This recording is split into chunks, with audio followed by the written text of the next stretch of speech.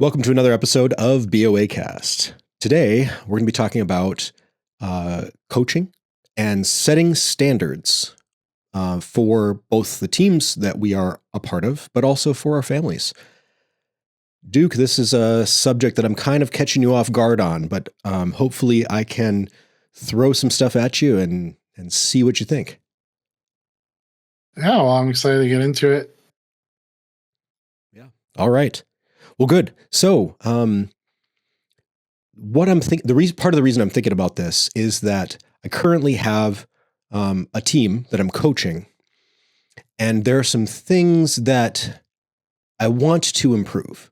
And that always happens, right? Whenever you're part of a team, you always have kind of edges of things that you want to improve. And so I was sitting down thinking about what kind of standards do I hold for my team? What kind of expectations do I have for my captains? And what sort of help do I need or do I need to give to somebody else in order to see those things go the right way? And so then I started thinking about this a little more holistically, and I thought it was something we could talk about today because the way you set standards for a sports team can also be very similar to how you set standards for any sort of team that you have, including your family. So, yeah.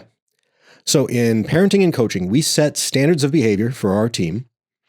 And those standards are typically related to the identity of the team or the family, the maturity of the people involved, and the capacity of the people involved. So when I think about standards, you kind of have whole team standards and you have role-based standards. And then when we talk about identity, what is the identity of the team? So going to sports teams here, here's a few examples. You may want to win. You may want to improve your skills. You may want to treat each other well, right? There are people whose objective on a team is, I want to treat my team members well and I want to be treated well as well. You may want to beat a record. You may want to live up to a reputation. You may want to have community, or you may just be sharing an interest or passion. You've been on several sports teams and other teams. Would you add to that list, do you think, off the top of your head? Nothing comes to mind. It's been a while since I played any organized sports, unfortunately, but Yeah, I mean, one thing I would say that, you've been in some creative teams where the goal was to create the best art you could create, right? So that's definitely a thing. I've been on some work teams where the goal was to make as much money as possible, right? Or to preserve as much money as possible, which is a slightly different way to play the game. But anyway, so back to, again, sports teams as an example. I'm thinking about standards and I'm thinking about how to enforce those standards, right? So one obvious one is you show up prepared for whatever you're doing, right? So you are suited for the sport or for the team, right? You have your pads on. If it's pads, you have your equipment ready and clean and ready to go, right? And you show up groomed. This is, it's one thing where, for instance, for a while there, I was doing martial arts very regularly. And when you show up for martial arts, you have well-trimmed fingernails and toenails because you don't want to scratch somebody by accident. And it sounds like such a basic thing, but that was a standard we set for everyone who practiced together, right? You have well-groomed fingernails and toenails. You don't want to accidentally scratch somebody. Yeah. Another one that I think is really important is that you speak well of each other in public, and then you offer feedback in private. This to me is a really important standard, and it's one of the ones I'm thinking about here for this. Yeah, we want to encourage our team members without lying to them. And this is especially if you're coaching. It works for teammates as well, but especially if you're coaching. You want to encourage them without giving them lies. You want to give newer players the opportunity to improve. You want to scale back intensity for these newer players, essentially, so that they can participate but then you also want to show them full intensity so they're not surprised when they actually move into a game time situation. And being able to do both of those things is really important in sports and martial arts. And anytime you're engaging in competition with another team, you can't spoon feed someone really easy stuff, and then expect them to be ready when it's time to do something hard, right? You have to figure out how to scale that up. And then another thing I would say, this goes back to speaking well of each other in public. Apologize when you are wrong, then improve to show that you meant it. I think those two things together are really important. Because the apology is important because it dismisses intent, but the improving is a demonstration of your willingness to be better, to grow, to learn from that situation. And that doesn't mean we're always going to fix everything, right? But when you make a mistake, admit the mistake, then improve and move forward. Yeah. I don't know. I also have on here. I'm trying to think of that in the context of sports. Obviously, in a family setting, apologizing and trying to do better is important. But I feel like in sports, you don't want to have a player that's constantly apologizing. Oh, I'm sorry. Like maybe every once in a while saying that, but I just feel like saying that, if you have a player that just every time they make a mistake, they say, I'm sorry, and I'll do better next time or whatever. I'm not sure that that's the kind of culture you want in a sports team. I feel like that puts too much focus on the mistakes if they feel like they need to apologize for mistakes that they make. Because that's the nature of sport, is you make mistakes, or even you're supposed to, there's an assignment. I'll put it that way. Like, you're assigned to do something. I'm supposed to stop this guy. I'm supposed to defend this guy. I'm supposed to score on this guy. And sometimes that guy's just better than you, and the best you can do is not good enough. And you shouldn't be apologizing for that. But even though you've messed up your assignment and haven't been able to complete it, but that's not something you need to necessarily say you're sorry for. I mean, you can keep trying to do better, obviously, but I do think there's a point where you just got beat, and that's not anything to be sorry about. Yeah, and that's where I would differentiate. So this is where my brain's working differently on definitions. Right. I would differentiate here. A mistake is when you do something obviously wrong. When you get beat, you get beat. Right? So so in the game that I coach, right, in soccer, there are certain things you can do that create high risk. So, for instance, there's a goal kick, and you decide that you are going to pass on the ground in the middle of the field during the goal kick. If your strike on the ball is not good, you are creating a situation where a forward can easily intercept that and shoot it on volley. And you got scored on because you went to the center on the ground instead of going high or going to the sides, right? That's an example of, to me, a mistake. You're not getting beat because the other person is more skilled than you. You're getting beat because you did something silly, right? There is a big difference, though, of like, I am just getting tackled by this guy over and over and over because he's better than me. That's not a mistake you need to apologize for, right? So I agree with you there. I agree with you. Sometimes you just get beat. Yeah. I was going to say, I'd even differentiate to some degree of sporting mistakes versus relational mistakes within the sport.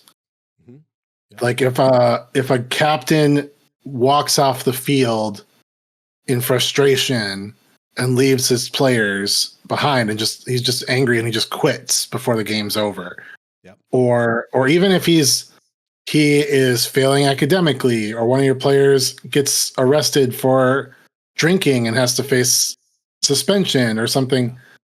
There are things like that also would require an apology, but they are a different kind of mistake and a different scale of mistake. Those are a different thing, and those would be a different kind of, like, if you make a bad mistake, maybe you apologize to your coach, like what you're talking about. Oh, I shouldn't have passed it in the middle of the field. Mm-hmm. But you don't need to apologize to the team necessarily. Everyone, I'll stand up in the middle of film session and be like, sorry, everyone, that was my bad.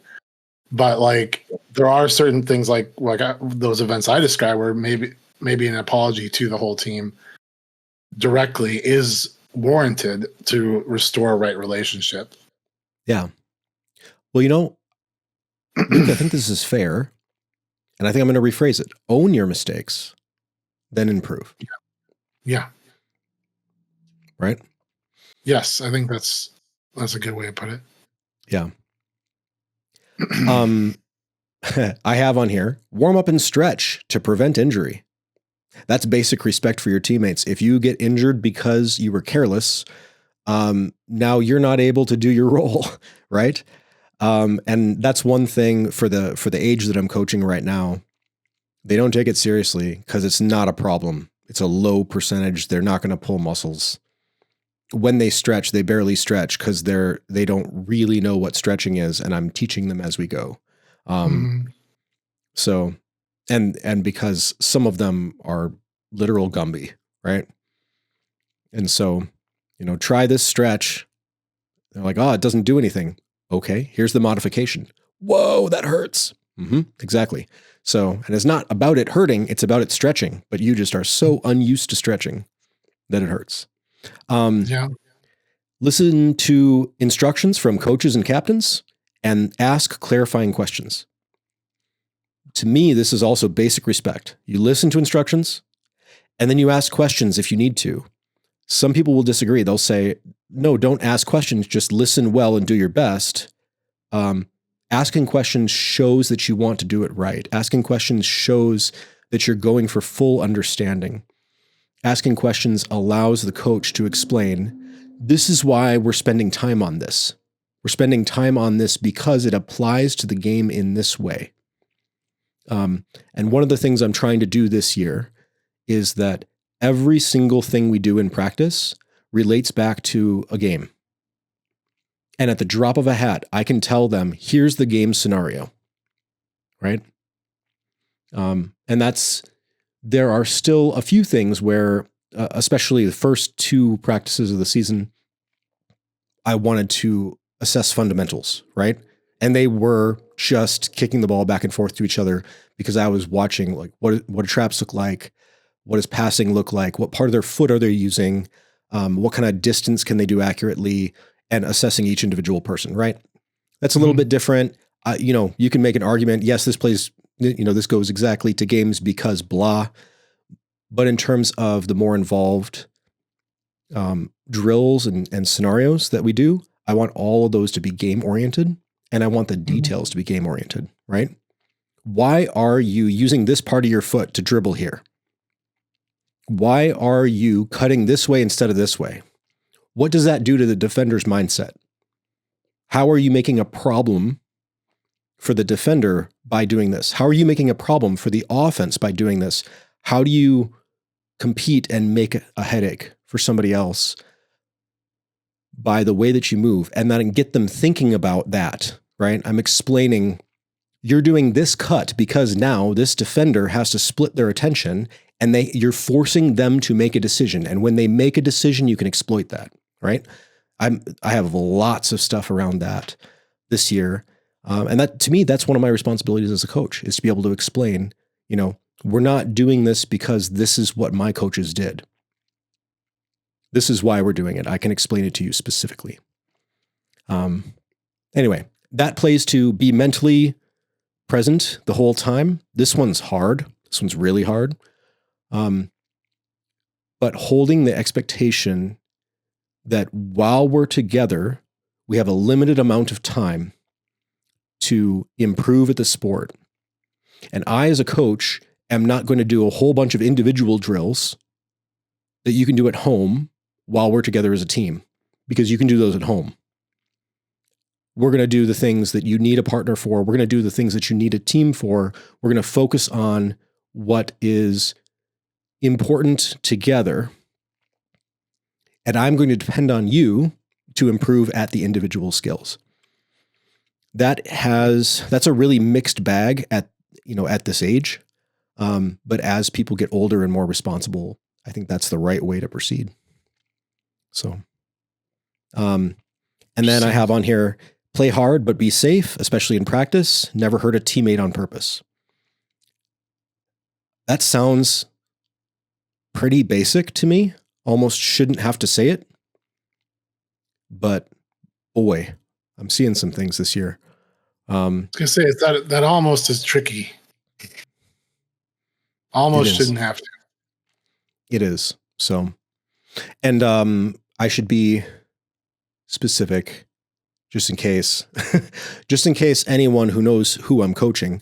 I'm seeing this on a team that my son is on, not the team that I'm coaching. In terms of don't hurt each other on purpose. I'm seeing some careless behaviors in practice on this other team where they're going too hard and it's careless. And then on my side, I can't get them to go hard enough. And I want them to simulate what a real game is going to be like, because otherwise they get to a game and they're surprised by the physicality. Yeah. Yeah. Anyway, there's both ends of that, right? How do you do it? Sounds like your son's teams are watching too much Premier League. Yeah, a little bit. Yeah, there's I don't know, one guy got on his team got a yellow card last game for a behavior that he's using regularly in practice. Per my son. And it's kind of interesting. You don't usually get a yellow card for something unless it's dangerous. So say if that's happening in practice, the coach might need to start handing out cards in practice. Yeah. Who's not going to play in the games? Yeah, we'll see. I have on here too, respect the referee and the opposing team and appreciate the fans. Those standards, respect the referee, respect the opposing team, and appreciate the fans. Not all coaches have those standards for their team. And maybe it's just because the list gets too long. I have a pretty long list here. I got to cut it down. I can't convey all of these things to my players in one go, right? It's too much. Mm-hmm. Well, the nice thing about that part of the list is I feel like maybe more than all the others, it's all going to come down to how the coach does that. Mm-hmm. To some degree, like the leaders of the team, but if the coach is yelling and screaming at the refs, being disrespectful towards the refs, not showing appreciation for the fan, like the team will see that and respond to it. If the coach, that especially for youth sports, maybe by adulthood it's too late, but like I think that they will take their cues on how to interact with those elements of the game from their coaches. Yeah. And that's not something, if you go up there and say all these things one time and then you actually live that out and apologize and make amends when you fail to live up to that, that's going to have a huge impact on the kids. It's not something you have to spend a lot of time on. Could be. I do have two quite argumentative players that will go after the referee, and I have had to tell them to knock it off. Yeah. And leave the ref alone. That's happened. And it happened last year as well. So I'm going to be paying attention to that this year. So I'm glad that usually, I think you're correct most of the time. I'm glad that usually that's the case. Yeah. But my line with my players and the thing I talk to them about is refereeing is difficult.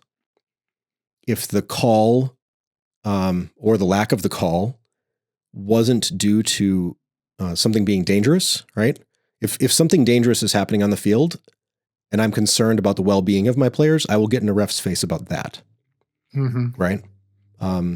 So if my goalkeeper is getting bullied, or people there's are ways to throwing be elbows, confrontational with the referee that are respectful and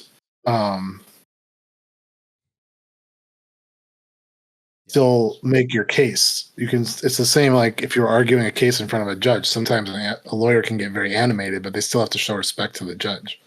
Absolutely, absolutely. And I guess my line is much more, I will be deferential to the referees unless you guys are in danger. That's my line. I'm not even saying be respectful with the referees. I'm saying we are deferring to the referee's decision. I'm not appealing decisions unless danger is involved. And there are times where we may, in fact, because of a bad call, we may, in fact, lose a goal, or we may, in fact, lose a game because of that. And refereeing is difficult, and none of you are losing scholarships because of this, right? Yeah. It's definitely going to be easier okay. in low stakes youth sports. Exactly. But also, too, that's why, a game that would normally have 3 referees has 1. That's tough, man. When you should have more available to you and you're running solo, you're going to miss some things. You're going to make some bad calls. You're going to be at the wrong angle because the ball's moving faster than a player can run. That's how it's designed. And some of these referees are not faster than the players, let's say. Yeah. So, yeah, sometimes you need help from the parents and the coaches, and sometimes you need them to really leave it alone because there's going to be a bad call here and there. You can't really tell if somebody's offsides. You couldn't see the elbow in the stomach. You couldn't, the angle was wrong. And that's, again, if nobody's getting hurt. I'm going to largely be deferential and say, look, referee's job is hard. It didn't lose us the game. It's okay. So, but yeah. All right. I think I had 2 more left here.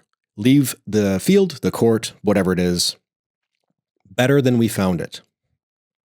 Don't trash the place, right?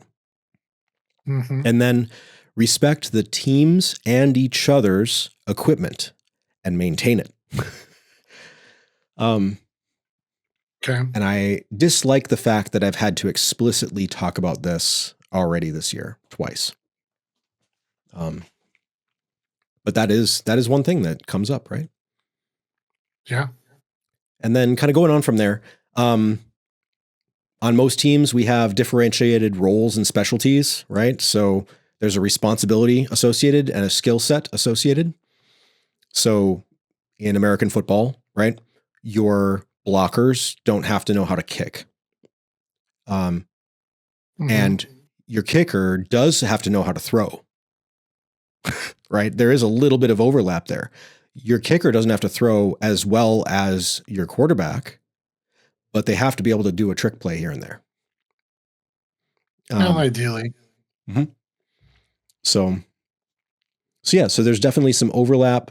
Pretty much everyone has to know how to tackle in American football, right? There isn't really a position that doesn't have to tackle. You don't want the there's not a position tackling. There's not a position that would never have to tackle. Correct. So you don't want the quarterback to be tackling people. You don't want the kicker to be tackling people necessarily. Those are 2 specialties that you'd prefer don't. But if they're the last line of defense, they got to step up and do it, right? Yeah. So there are some things that are ubiquitous to the role. There are some things that are more specialized, and you don't necessarily need them if you're not going to be working in that area. So knowing what your responsibilities are and how your responsibilities interact with your teammates' responsibilities, I think is key. That's a basic part of your skills and knowledge about the game and your respect for each other and each other's contributions is understanding how those interact.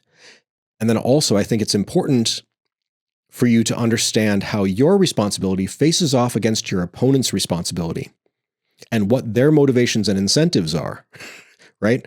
What gets them the right thing. So spending time with the equivalent to your opponent on the field on your own team is really important, because you can find out, okay, what works when you go against somebody who does what I do? What doesn't work? Yeah. Why does it work? Because you can get completely caught up in your own thing and get really good at your own thing and be completely ignorant of how somebody beats you. So that's another thing that I think is critically important. In terms of understanding the, standards of your team should be that you know those things, right? You know those basics. Yeah. Yeah. So I don't know. That's what I had from a team perspective. We had a little back and forth on that front. But team identity and goals will drive the standards. I'm talking a lot to the standards of a sports team. But there are other places where these things play out. So I was just as I transition here, I was just parlaying this over into how you think about families as well. So like a sports team, families have an identity. And you and I have talked about this before, right? Even if that identity is unconscious, that's the thing where I think a lot of people haven't considered, who are we? And even if you haven't explicitly said who you are, there is a something there, right? There is a who we are based on your behavior. And your kids will pick up on that. Others around you will pick up on that. They will learn what to expect from you. And so that, I think, is important as you're developing children, as you're growing together with a spouse, as you're growing this out and even inspiring your grandchildren. I think it's really important. So I would encourage people to explicitly create a family identity, and help the people who join the family by birth or adoption or marriage or whatever the case is, help them understand who you aspire to be. And then once you have defined who you are, what that identity of that family unit is, you can start to have some standards for behavior. But I have a little section here as I was vamping. Recognizing development. So just like a new player on your team, kids need to be given the right amount of responsibility and expectations depending on their skills. Too much responsibility will frustrate them, and too little will stunt their growth. A typical 2-year-old isn't expected to wash all the pots and pans by themselves. And a 15-year-old who doesn't know how to do their own laundry has been coddled too much, right? True. And you can pick a variety of different things here, right? But you're not expecting a 6-year-old to run the house finances. That's not appropriate. But a 26-year-old who can't run their own finances has a lot to learn. And one of the things that I see is that when people live at home too long, the too long here is incredibly subjective, because I think that you could live with your parents for a long time, right? Into your 30s, into your 40s, and have that be a positive thing if they're not doing too much for you. If you are allowed and encouraged and forced even to grow into a full-fledged adult with responsibilities, and contributing to the family. So yeah, I don't know. Thoughts about that? Well, I think that's something where I really like the way the Jewish culture approaches that, where the bar mitzvah and bat mitzvah at 13 years old, there's this formal ceremony, rite of passage is done, but and we can need to have a conversation at some point about like the importance of rites of passage and why they existed and what our culture lacks without them. But in short, the expectation on those children then is that they will be an active part of the community, that they will be contributing to the running of the household in a way that was not expected of them before. Mm-hmm. And so by the time they reach like 18, where this society now considers them an adult, they've been treated like an adult, or at least like a semi-adult, by all of their friends and family and their community pretty much for 5 years. Yep. And they've learned how to do it to some degree during that stretch. That's the idea. It's kind of like a adult apprenticeship in a lot of ways, of like, or like an internship. Or like think of like a doctor when they graduate. You've graduated med school and now you're an intern. So you're technically a medical doctor. You have the degree, but no one's letting you do very much until you start learning on the job. Yeah, and I think that's how it's viewed, I believe. And I'm not a Jewish person myself, but just my understanding is it's kind of like an internship. But I don't think anyone's expecting them to go out and take a wife and start raising kids at 13 years old. But there's an expectation of like, you are a man now, and we're going to start teaching you how to be a man, or you are a woman now, and we're going to teach you how to be a woman. And so you have your adult degree, so to speak, and now you're going to spend years here as an intern learning how to be an adult. What does that mean? Yeah. And I think it's very important for the child and the adults to have that moment where I am saying to you that you're going to start being treated more as an adult, and you are saying to me that I am accepting that, because that is like, there's a verbal affirmation from both that our relationship is going to start changing from now on. Yes. In a really significant way. Yes. And I think that acknowledgement, and I think it's really important for a child to have acknowledgement from their parents that they are growing up. Yes. That they are getting bigger, that they are doing more adult things, that their behavior is more in line with being an adult, with being responsible. I think it's very important for kids to get that, so that they don't feel a need to prove to themselves or to prove to the culture that they are an adult in some way, or that they are a man or they are a woman. Exactly.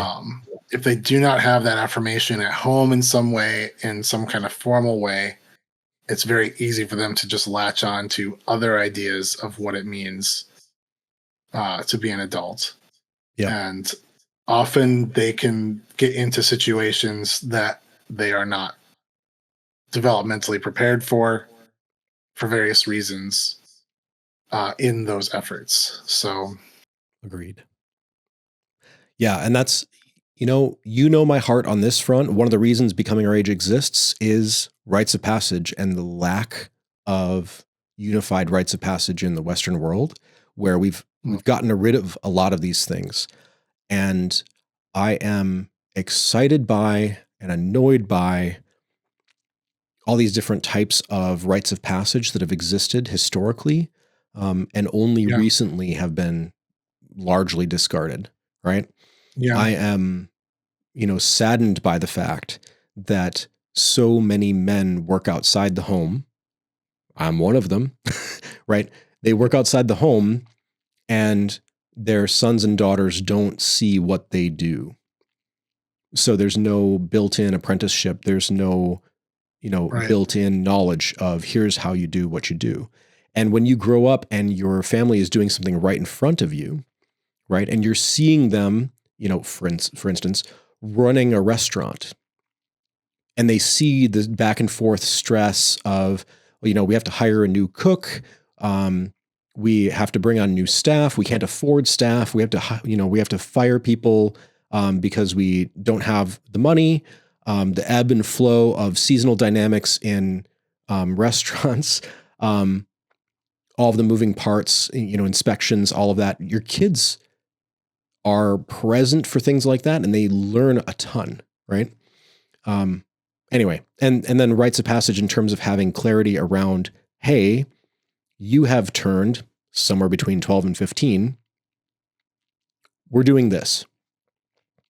And the symbolism, the ceremony of in most cultures, the men taking that boy away from his mom for a certain amount of time, and then they come back and he's now a man, and she can't treat him like a boy anymore. Mm-hmm. And he will not accept being treated like a boy anymore. And he's still her son, but he's an independent being who's part of the men now, right? Yeah. And that that separation is really difficult for a lot of women. And navigating earlier in the process is harder for men, right? So, and those are typical, right? Typical averages is what I'm talking about here. There's a lot of women that do it well. There's a lot of men that do it well. I'm not saying that. I'm just saying usually the earlier years are harder for the men, and the breakaway where this person who's been dependent on you for so much of their life and has required more nurturing is now independent and is going to walk away from you on their own. That is psychologically more challenging for the mom, usually. Yeah. Especially if they find their identity in being a mom, right? Or caretaker of some kind. It's such a huge part of their life. Yeah, of course, it's part of their identity. That's what they've invested their whole life into. Well, and of course, it's a part of. I mean, how much of How much of their identity is it? For someone who's invested their entire identity for 10, 15-year range or more. I had a friend who his mom had 10 kids, and there was an 18-year age gap between the oldest and the youngest. So she was a mother for 36 years with children at home, which is an astonishing amount of time. And then to have all of them move out of the house, you talk about empty nest syndrome. Like, that's wild. That's an incredible amount of percentage of that person's life. It's at least, hopefully, like half of her life is going to have been spent with children in the home that she is directly caretaking. And admittedly, like some of those last couple of years, he's 15, 16, 17, 18 years old. It's a little different than when he was a little boy, but like that's gotta be crazy. Yeah. And then, I've wrote about this too in the past, but the time is short, right? And once your kids start hitting 13, 14, 15, you've spent most of the time you will spend with them in their entire life already. I don't know where they get the numbers from, but I saw one that said 75% of the time you'll spend with your kids is by age 12. Which makes some sense when you think about just how intensive the time you spend with your kids is between 0 and 12. That's right. You are basically with them every minute that they're not in school. Yep. Well, just to get us back on track and close us out here, so we don't get, we could talk for a long time, and I hope we do, about rites of passage and what we can do with our own kids to help give them clarity around, I am now becoming my age, right? And how we can help our children do that in a culture that doesn't have that explicitly built in. Graduating from high school is not a sufficient rite of passage.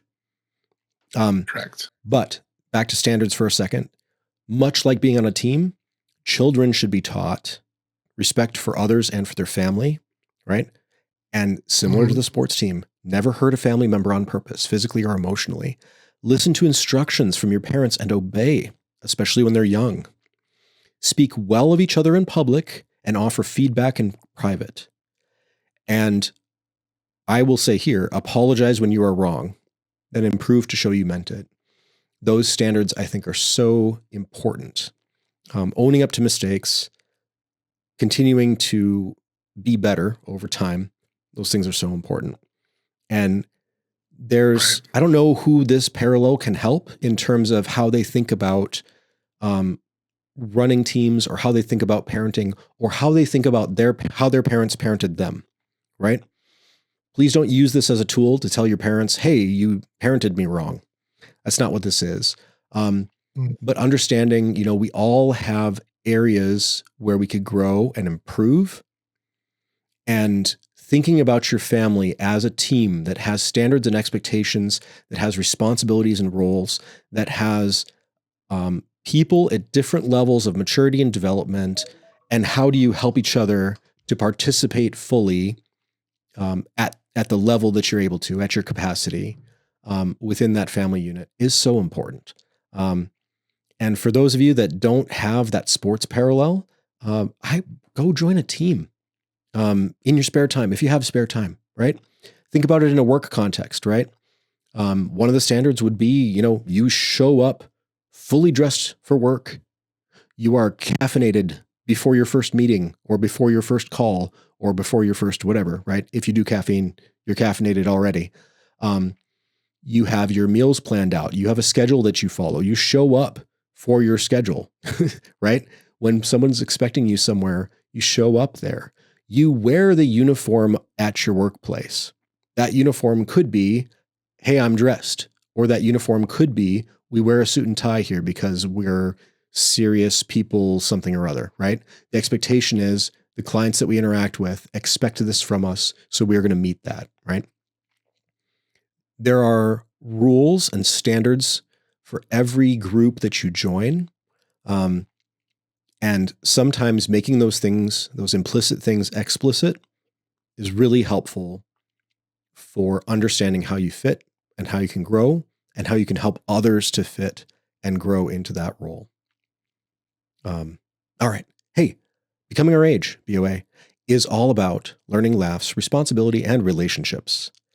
This is what we talk about. This is how we want to help people come into a fullness of who they are and to find more purpose and direction in their life.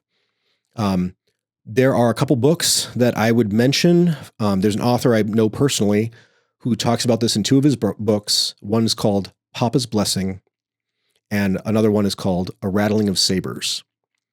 So those are by Greg Borgund. You can find them on Amazon if you're interested in this topic. A Rattling of Sabers has a lot more content than just the things we talked about today, and I would strongly recommend it.